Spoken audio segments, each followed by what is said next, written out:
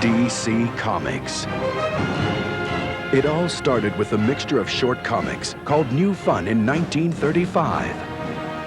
2 years later, Detective Comics emerged, one of the oldest and longest-running comic book titles. Taking the initials from this book, DC Comics derived its name. In 1938, Joe Shuster and Jerry Siegel created the first superhero in Action Comics #1, Superman. The next year, an 18-year-old named Bob Kane introduced Batman in Detective Comics #27.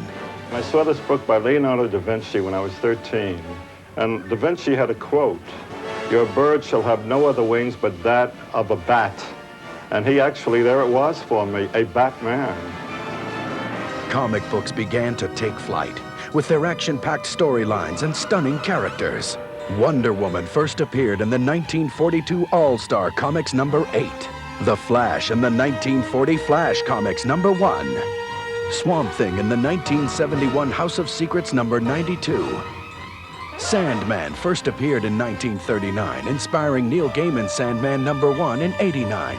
The original re-emerged in '93 in Sandman Mystery Theater #1. Lobo made a brief appearance in 1983, and a decade later got his own book, Lobo #1. Many of these characters have transcended the pages of comic books into the world of television, feature films, and cyberspace. Enter the universe of DC Comics.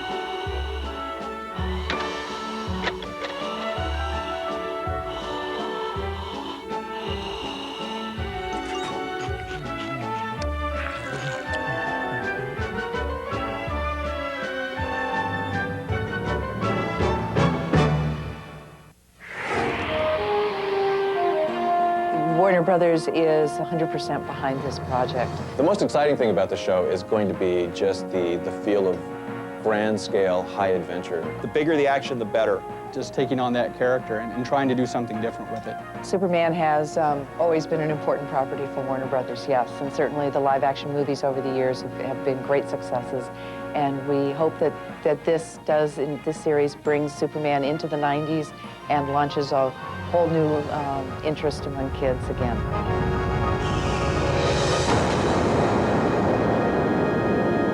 Faster than a speeding bullet, more powerful than a locomotive, able to leap tall buildings at a single bound. Superman! We all grew up with Superman in one shape or another, whether it was, if you grew up in the 70s, it was Chris Reeve. If you grew up in the 60s, it was George Reeve, or, the Filmation cartoons, or the, Fleischer cartoons. So we all have that in our past somewhere, or just the comic books, So it's a part of us. Well, you don't go around in blue tights and a cape all the time, do you? Or do you? What do you do in your off hours? I think that's a question for another time. The group of people that we have working on this show is what's going to make it. We have one of the best teams ever assembled. We put together for the Superman series a lot of the same creative team that brought us Batman the Animated Series, which was such a major hit for us, and I think set a new style in its time for adventure and dramatic animation. Excuse me, Miss Lane. I believe I'm the one you want to talk to. Oh, yeah? Well, where are you? Just hang on. Tim Daly is Superman. He's terrific. He brings all of the, the all-American, stiff upper lip, jutting jaw, kind of heroic feel to the part. Lois Lane. During the auditions, I slated her. This is Dana Delaney as Lois Lane. And she just stopped for a second and went, I've always wanted to hear those words.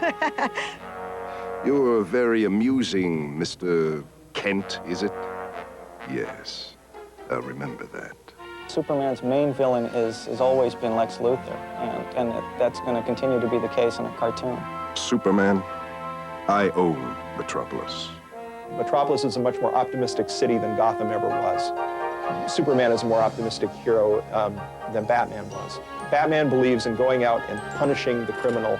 Superman is much more concerned with the victim. It's the flip side of Batman, if you will. Whereas Batman was the angst-driven superhero, the superhero that worked in the night, Superman is the hero who works in the light. This is line one, take one, and. To do the kind of fighting and flying that is required of the character has always been limiting to every single live-action interpretation of the character. And we have the potential to do anything with it, and we will. We will be launching our Superman series with a special 90-minute movie of the week to air in prime time on the WB network, probably late August or early September. This will be followed by the weekly series on Saturday mornings on Kids WB. And then in 1997, we will be moving the show to Monday through Fridays in the afternoon as part of our 2-hour Kids WB afternoon block. We're going to pull it off. It's going to be a hell of a show. I think it's going to be amazing. The bottom line is that we're going to give kids a show with so much excitement that they're going to love it. And this is definitely going to be a Superman for the 90s. I think Superman is going to be a terrific hit for us.